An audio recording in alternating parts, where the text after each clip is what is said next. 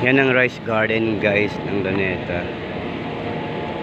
Isa din sa mga dinadayo ng mga taong rice garden na yan. Tourist spots kasi yan guys. Ayan o.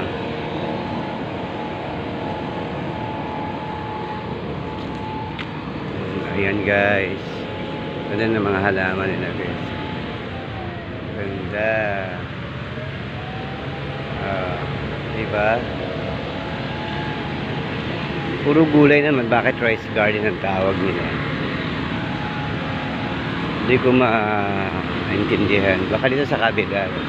Kasi rice talaga siya. Wala na rin naka-harvest ng ang tawag dito.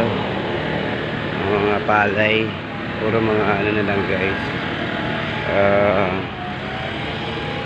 Mga bulaklak. Harvest na siya.